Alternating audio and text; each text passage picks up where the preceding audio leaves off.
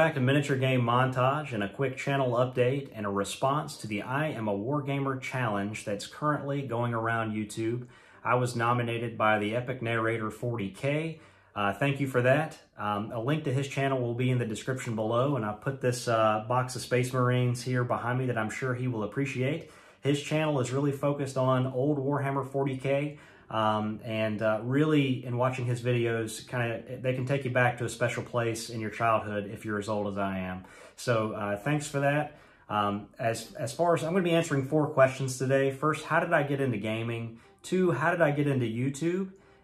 3, where do I see this channel going in the future? And 4, what advice would I give to new YouTubers, which should be easy for me considering I am a new YouTuber. So first off, I'd like to give you a quick channel update on what's coming. I'm on vacation this week, so there could be a blip in the radar of when we're producing content.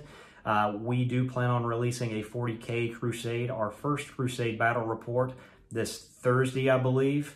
The following battle reports will be back to Necromunda and continuing our Dark Uprising campaign. So there'll be 2 of those, and then we plan on getting back to a bolt action report. Plans to revisit that game because I just feel like there's a lot of improvement that we can do from the first time that we did it. All right, on to the questions. Number 1, how did I get into gaming? And it's a bit of a long story, but I grew up in a very small town, and by small I mean maybe 3,000-4,000 people. I was probably one of the only ones in that town that wanted to play this type of game. I got really into board games at a young age. But there wasn't many people around that played, if any. Being as young as I was, I didn't really understand the rules as they could be pretty complex. And that eventually, started to turn me off. But I did really enjoy, the models and putting them together and kind of having these little battles, even if I didn't understand them properly. I remember it being Christmas time, and this goes back to when you could actually buy a Games Workshop game in Walmart, which seems odd now. But I remember for Christmas I got Hero Quest and Battle Masters. It might have been separate years, but those 2 sets really kind of got me involved in the miniature space. I played the heck out of Battle Masters. It was much more simpler and something that my mind at that time could easily grasp. And then there was another one that I played that was a non-GW game called Dark World that I got that I really enjoyed. And I still own these games. I've got them in storage. Maybe at some point I will break them out. I'm one of those people to where if I get something, I tend to hang on to it. I don't really, sell my stuff or throw anything out. So yeah, if you ever want to see any of that old stuff, I'll be more than happy to pull it out at some point. But I really like the miniatures, and I remember my parents buying me Warhammer, I believe it was 4th edition for Fantasy. It was the one that had the elves and the goblins. So had a lot of fun with that. But again, rules really intimidating, and not having that support system of people to play with and be taught. You have to think all of this was pre-internet. So, it wasn't as easy as getting on a website and asking, on Facebook or whatever, if there's someone in the area that you can play with. So it was interesting, but I really like the Undead and I like Bretonia. I've still got several models that I've had when I was a kid, including the first miniatures that I really ever laid paint on as a kid. When I got done with them, I didn't know what wash was, and I looked at them and compared them to the box, and I was like, this just looks nothing, absolutely nothing like the box. So that's cool. I've still got those. Fast forward 20 years or so, and, I've still been following the hobby, but kind of from the sidelines. I'd get on the website and just kind of see all the new releases and see everything that was going on. And, for whatever reason, I just decided to go in and purchase something when I was on a historical kick at that particular point in my life. And I found Flames of War, which was a 15mm World War II game that you've seen on the channel, I'm sure. So I got into that, and there was a big group in the area that was really big into Flames of War. And then there was also a 40K group I found in playing with them, and they also played bolt action, and one thing kind of led to another, and next thing I know, I was just really enjoying everything that I'd missed out on the last 20 years or so. Painting, and which gives me a great sense of relaxation. and, you know, just playing the games and having some beers and just having fun. So it was kind of strange to my wife, and she looked at me and she's like, where did this come from? I mean, you've never expressed any interest in this stuff before. And, you know, at the end of the day, she understood it, because she was like, if this makes you happy, you know, by all means, you know, continue doing it. So she's always been very supportive. You know, and it's crazy to think that, you know, it took me that long to actually, you know, get into this hobby and really start to enjoy it. So I was a latecomer. You know, I bought, my first box since I was a kid was, you know, the 6th edition Warhammer 40K. I started collecting Dark Angels, and then I got Warhammer Fantasy 9th edition, and that's right before they laid the axe to that, which I was so bummed about. But at the same time, I was really thankful for that, because that led me to find Kings of War. And we had just moved at the time, and where I moved to, there was a big following with Kings of War, and started to play in some tournaments and things like that and see the competitive scene. And, you know, my group and me specifically, I show up to probably do more drinking than, you know, be competitive. You know, I go for the camaraderie and, you know, the stories to be made. So had a lot of fun with that. And then, you know, just from there, I got into more games: X-Wing, Star Wars Legion, you know, Armada, you know, Necromunda. And I've just been having a terrific time, you know, since then. So the short answer is I played on and off since I was a kid. And, you know, I've always, you know, worked full time, and, you know, since we've had kids, it's been harder to play, but I've kind of been involved ever since I was young, and I feel like I'm getting more involved even so now as I get older. All right, and the next question is, what got me into YouTube? And that one's a bit interesting because, you know, I would say it's my primary source of entertainment without question. I don't watch a whole lot of TV outside of sports. And, you know, during this whole COVID deal, there hasn't been a lot of sports on TV. So I just simply, I don't really watch anything. So I watch YouTube. I always have. I've watched YouTube since the inception of YouTube, probably back in, I don't know, 2006, 2007, whenever it was. But that has always just kind of been my primary source of entertainment.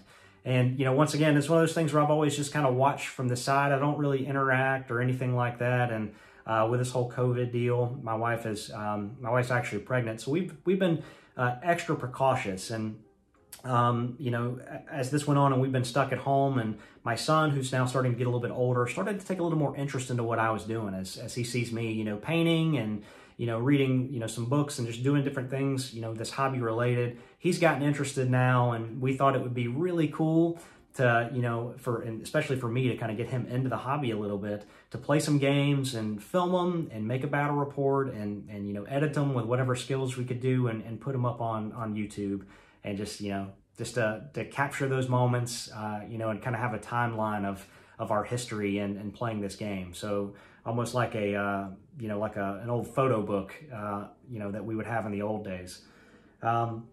So that's kind of how and why we kind of got into YouTube. And I'll tell you, there's so many good YouTubers out there that do what we do with the battle reports. And where we saw that we could differentiate a little bit was to really try to provide content that you could consume in one sitting, and really trying to focus on those 20 to 30 minute stories that are really narrative driven. And, you know, something that you could sit down in one sitting and watch from start to finish. Because one of the things, and I watch a lot of battle reports out there, and a lot of these guys, they just do such a fantastic job. I mean, it's incredible. But it'll sometimes take me an entire week to break up, you know, 2 hours or 2.5 hours of their content. And I have to watch it through multiple settings, you know, throughout the week. And so we try to differentiate just to be, you know, very concise and edit down to, you know, 20, 30 minutes and try to provide that value to someone in one sitting.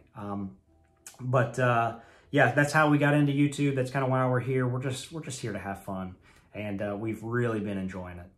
The third question that I have is, where do I see the future of this channel? And, you know, that really, you know, in full disclosure, I guess it just really depends.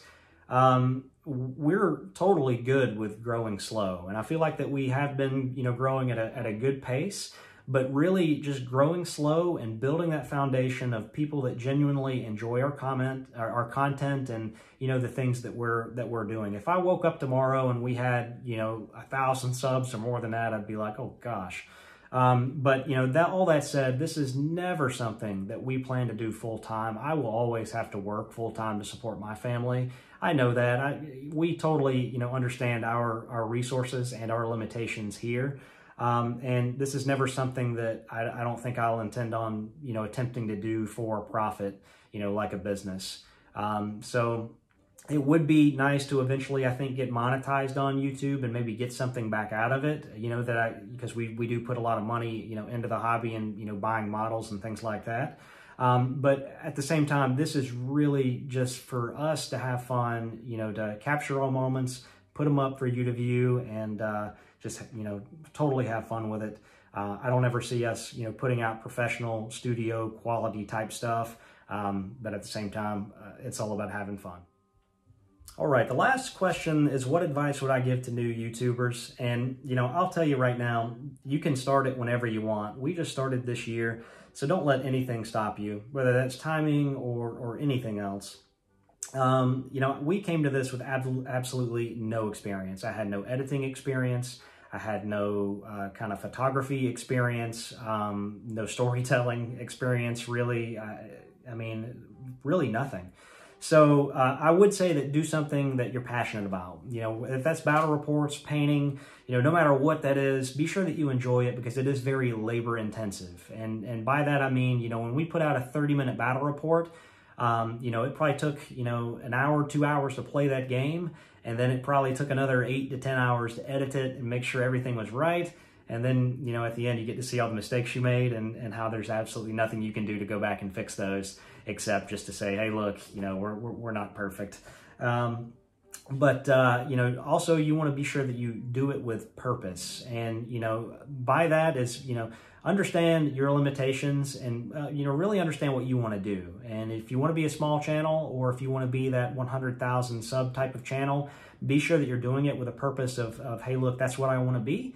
And be sure that you're producing quality of content that aligns with your purpose. So if you want to be that big YouTuber, you know, be sure that you're producing that good quality that people want to see in order to get there. I know that we don't have the resources, the time, or really the know-how to do something like that. But, you know, as I said previously, we're just, you know, here to have fun and you know, hopefully provide some good content to you along the way. I would also say, you know, at the end of the day, be sure that you're having fun. I think that goes without being said. When it starts to feel like work, you know, you need to either be doing it as a job or something else. You know, we do this all, you know, on the side, just, you know, having fun. So that's what it's all about. And, you know, lastly, I strongly believe that anyone can do this. Everything that we do, from our battle reports, the pictures, the editing, we do it with an iPhone. And, you know, I capture everything on the iPhone. I even do the voices in an app through the iPhone. And then, you know, I edit in iMovie. I've kind of gotten a little more efficient here recently because I've been able to put the footage onto a MacBook and edit on a computer, which is much more robust than the iPhone software. That's been very neat and kind of helped me. But there in the early days, I mean, everything was done, you know, just using an iPhone. And I would just kind of do it in my downtime while I'm sitting on the couch, spending time with the wife while she's watching some show. You know, I'd sit there and, you know, edit footage and just kind of be off in my own world when I would normally be, you know, surfing the internet or doing something else. So, you know, those are kind of my suggestions for anyone starting YouTube. Don't let anybody tell you can't do it. Start whenever you want to. You've got the resources available. It just takes, you know, a little bit of time, a little bit of dedication, and the willingness to succeed and fail and accept whatever highs and lows the internet, you know, can bring to you. And doing a video like this is very out of character for me. It's kind of getting out of my comfort zone. I never planned on putting my mug on my channel. I saw where the Epic Narrator had nominated me this morning, and, you know, decided to make this video today. So hope you enjoyed it. Along with this video, I am going to give out 3 nominations to some folks that I would like to either know more about or see their response to this challenge. First off would be StaticElf. He does Necromunda tactics. There'll be a link to his channel in the description if you would like to get a little more up to date on the tactics of Necromunda. He is a good one to reference. Family of Gamers 777. These guys do a lot of content right now. They're doing some specialty content on their channel, but I've been following them here recently. Really enjoyed what they've been producing with Flames of War and some other things. And then all Miniatures Great and Small, John. His channel has been a big inspiration for me. He plays a lot of games with his son. Over the years, I've watched a ton of his Flames of War and other content, and I've really just enjoyed, seeing all the content that he produces, and he's really kind of what helped just kind of give me some motivation to do this. So, Family of Gamers, StaticElf, and All Miniatures Great and Small, you've been nominated. Hope you enjoyed this quick little get-to-know miniature game montage and myself. We look forward to giving you some more content in the future. Hope you enjoyed, and we'll see you next time.